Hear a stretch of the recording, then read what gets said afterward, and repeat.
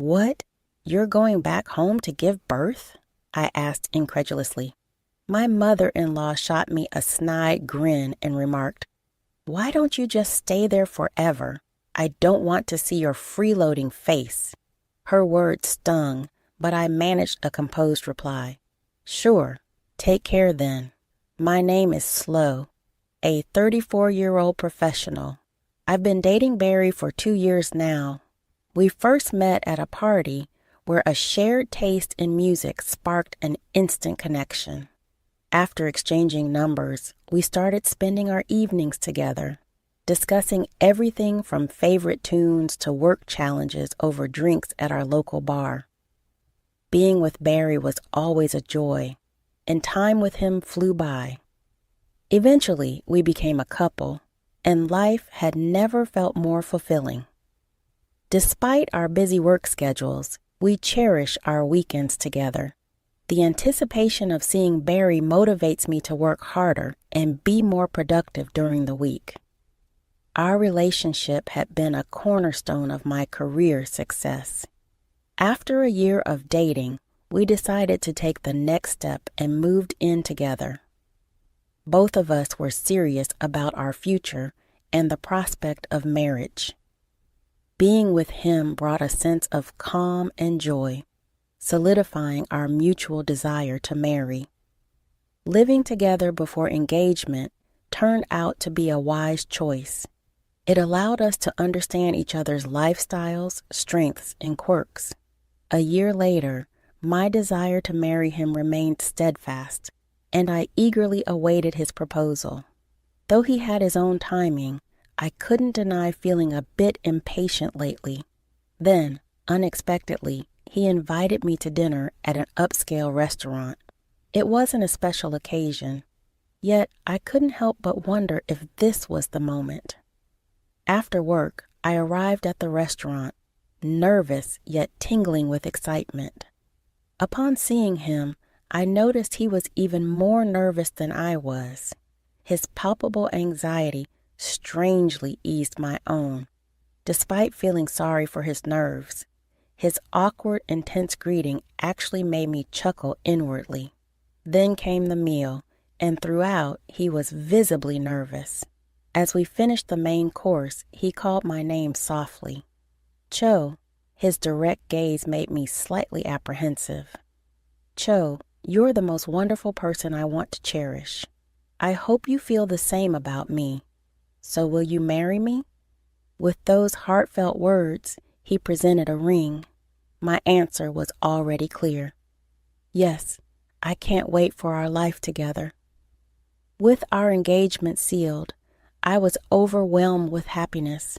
However, life soon became hectic, and the joy was fleeting. We had to meet each other's families, organize family gatherings, and begin wedding preparations. Balancing all this alongside our demanding work schedules was a challenge, but Barry and I found ways to carve out time and move forward with our plans. When I introduced Barry to my parents, they took a liking to him right away, impressed by his sincerity. Their approval meant a lot to me, and I was grateful they welcomed our decision to marry. However, when it came time to visit Barry's parents, things took an unexpected turn. "Barry's fiancé, you seem rather plain," remarked Barry's mother, R., bluntly upon our first meeting.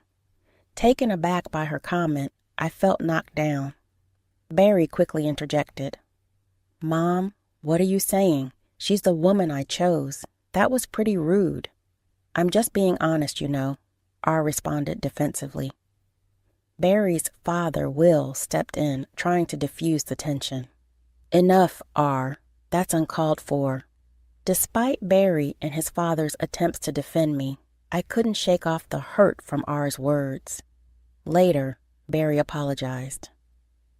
"Cho, I'm sorry about my mom. She's always been straightforward, sometimes too much. I've never been comfortable with it either." "Really?" I asked, surprised by his admission.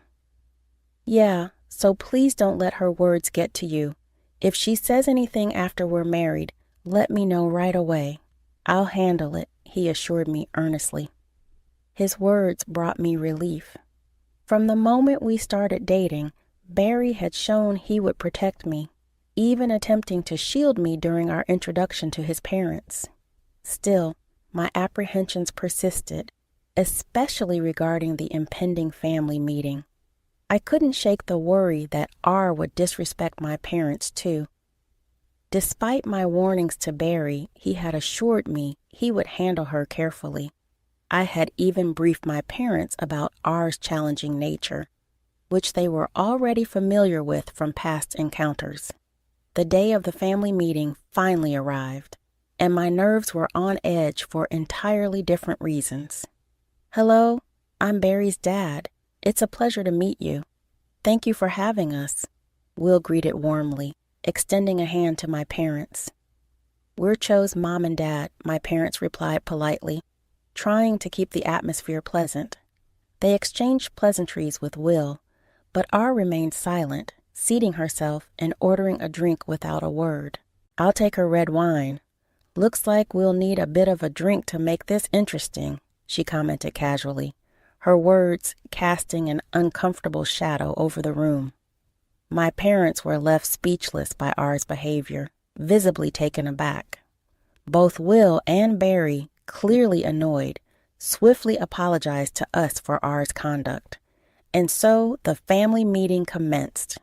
My parents and Will hit it off right away, engaging in friendly conversation throughout the meal. R remained largely focused on her food, but as she became increasingly intoxicated, she started to interject into the conversation. "A government job? It may be stable, but the pay isn't anything to brag about. Barry's marrying into such boring people. If they have kids, they'll probably be just as dull," R remarked, crossing a line with her words. "That's enough," Will intervened, his voice filled with anger. "You need to leave now," R, defiant, muttered. "What's the big deal? I'm just being honest." Will escorted R outside and arranged for her to take a cab home. Returning to the restaurant, he and Barry apologized once more for R's behavior. I was relieved that we had reserved a private room. R had proven to be more of a challenge than expected. At the wedding, she seemed subdued, likely because Will had warned her to behave impeccably or face consequences. Apparently, he had even threatened divorce if she caused any embarrassment, so she kept her comments to herself. Thankfully, the wedding went off without a hitch, and I was grateful for that. Thus, our married life began in earnest. Barry and I had a wonderful relationship, making our life together blissful. We both shared household responsibilities equally to ensure neither of us felt burdened. It was a bonus that Barry excelled in cooking. I always looked forward to his meals. On days when he got caught up at work but still took on the chef's role, we would cook together. This collaboration made our days together as a happy couple all the more enjoyable. Barry made an effort to visit his family home alone as much as possible, mindful of both R and myself. Thanks to this, I was spared any direct snide remarks or confrontations from R. I deeply appreciated Barry's consideration during this time. However, tragedy struck when Will suddenly fell ill and passed away. Barry and I rushed to the hospital, but we arrived too late. "Damn!" Barry exclaimed in disbelief. Will's death hit him hard, and R was visibly distraught as well. "How could you leave me like this?" Despite my strained relationship with R, I couldn't help but empathize with her grief. In that moment, I mourned the loss of Will, who had always treated me with kindness. In the following days, we found ourselves consumed with funeral arrangements while navigating our own grief. Barry took charge of organizing everything, and I did what I could to support him during this difficult time. The funeral proceeded smoothly, and we felt we had given Will a fitting farewell. Life eventually settled back into its routine for Barry and me. While it took time to come to terms with Will's passing, we eventually found our footing. Barry appeared determined to move forward with renewed resolve. However, a new challenge emerged unexpectedly. "Barry, please help me." Our sudden appearance at our doorstep caught us off guard. "Mom, what's wrong?" Barry asked, clearly unsettled by the unusual atmosphere. R's demeanor softened as she spoke. "Since your father passed, I've been feeling terribly lonely every day. Nothing seems to taste right anymore. I just wanted to see the faces of my only family, my son and his wife." Her words seemed genuine, her vulnerability evident. "Could you let me stay with you for a little while?" she asked, her request tinged with desperation. Barry and I were taken aback by her request. "I feel like I'll be crushed by loneliness if things continue like this," she pleaded. We hesitated, but reasoned that a short stay wouldn't hurt. R seemed so fragile. We doubted she had the energy to be hostile towards me, so we agreed to let her stay. And surprisingly, R behaved maturely. She even took on some household chores. "I'm staying at your home. It's the least I can do. Thank you, Slow. You're a lifesaver," she expressed gratefully. Both Barry and I appreciated R's efforts, and life seemed manageable if things stayed this way. However, after about 3 months, R began reverting to her old habits bit by bit. "Slow, are you not planning to quit your job? Isn't it normal for wives to stop working?" "But you've been working all this time," she said. I started to respond, but R's tone grew harsher, indicating she was returning to her old self. I turned to Barry immediately. "Okay, we need to talk to Mom and get her to go back to her hometown right away," I said. When Barry confronted R about it, her response was startling. "I've already sold the family home," she admitted. Barry and I exchanged shocked glances. "Mom, why would you do that without even discussing it with us? That's our family home," Barry said. "I inherited it from your dad. Selling it was my decision," R defended herself. "But you should have at least informed us," Barry replied, visibly frustrated. "I forgot, sorry. Now I have nowhere else to go, so please don't kick me out," R pleaded. Barry and I were left speechless. Just as we were grappling with this unexpected turn of events, another surprise came our way. I discovered I was pregnant. Barry and I were overjoyed. We had been hoping for a child, but had almost given up due to our age. So, this was wonderful news. However, the prospect of dealing with R while pregnant added a new layer of complexity to our situation. Recently, she started complaining again. "Why do I have to cook for you two? I'm only staying here because of Barry, not you. Traditionally, it's the wife who handles all the housework," R countered to Barry. "R would cook only for herself and me, and she'd do her laundry but avoid yours," Barry explained. Barry would reprimand her, and she'd feel remorseful only to repeat the behavior.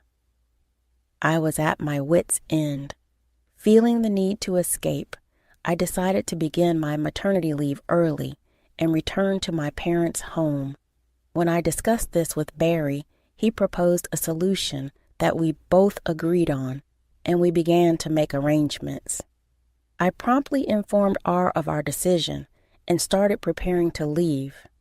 "You're going back home to give birth?" R asked. "Yes. I feel it's necessary for a safer childbirth, even though I understand it means leaving household duties behind." "Barry supports this decision," I replied. Upon hearing this, R smirked and sneered. "Why not just stay at your parents' house forever? I don't want to see your parasitic face around here anyway. I bet even Barry's had enough of you. You don't need to come back to this house anymore." I couldn't help but feel a sense of relief at R's harsh words. All right then, take care, I replied calmly. I returned to my parents' house, grateful to be with them again after so long. They had been incredibly supportive, allowing me to find peace and comfort during this time. A month later, Barry arrived at my parents' house with news. I finally got the green light from work. I found us a new place. That's fantastic, I replied. Barry's plan was for us to transition to remote work, which his company had approved. Thoughtfully, he rented an apartment near my parents' home, and we decided to move there. Barry then terminated the lease on the room R had been staying in and finalized our move to the new apartment. Apparently, R was quite unsettled by this, and she called me. Hey, Slow, where are you? I'm at our new place with Barry. New place? Where? R's voice sounded urgent and somewhat panicked. I'll let you know, but I have to be honest. The lease here is being canceled, and everything's being moved out. I can't stay here anymore, I explained calmly. Barry and I are starting fresh somewhere else. But Barry said he's cutting ties with me.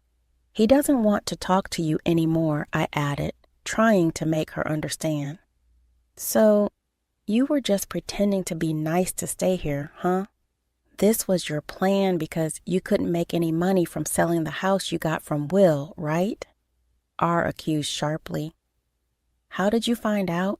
You were telling the neighbors how frustrated you were that the house your husband left had no value. Then suddenly, it became up for sale. People just can't keep quiet about things like that. Give me Barry back. I'm that kid's parent, so I have the right to live with him. As I've said before, he doesn't want to see you, and I won't pressure him into something he's uncomfortable with, I replied calmly. Upon hearing this, R exploded with irrational anger. Who do you think you are, acting all high and mighty when you're just a broke, freeloading plain wife? That's not a nice thing to say, but it's true. Well, I don't think our paths will cross much in the future, so it doesn't really concern me, I replied calmly. But let me clarify something. Alongside my full-time job, I also have a side gig, and I actually earn more than Barry, I continued. Oh, really? What's this side gig? R asked skeptically. I initially studied web design, so I've been taking on projects in that field. With both my full-time salary and freelance work, I'm bringing in about $7,000 a month, I explained. What? That much? That's more than Will used to make. R was left speechless upon learning about my true financial situation. Clearly, she hadn't expected that her underestimated wife was earning that much. But none of this concerns you. R. Barry has cut ties with you, and I'll be distancing myself even further, I asserted firmly. Wait a minute. If you're making that kind of money, maybe you could lend me a hand, R suggested. I didn't hesitate. I ended the call and blocked her number. It was a relief to expose R's true intentions and leave her feeling regretful. Knowing I wouldn't have to deal with her again brought me a sense of peace. She had no knowledge of where my parents lived or where I worked. With Barry working remotely and our new address undisclosed to her, the likelihood of R tracking us down was minimal. I've heard that R has always struggled with overspending, and whatever inheritance Will left behind has dwindled to almost nothing. She attempted to sell the house, but received a low offer, leaving her in financial trouble. However, old habits die hard. A neighbor from our former neighborhood reached out to Barry and informed us that our spending habits and reliance on payday loans have plunged her into debt. She's been asking neighbors for loans without success, leading to a challenging financial situation. It seems like karma has caught up with her. Meanwhile, Barry and I no longer have to worry about R intruding into our lives. We're enjoying a peaceful existence, splitting our time between our own home and my parents' place as I prepare for the birth of our child. Once the baby arrives, Barry and I are looking forward to nurturing our family and cherishing our time together.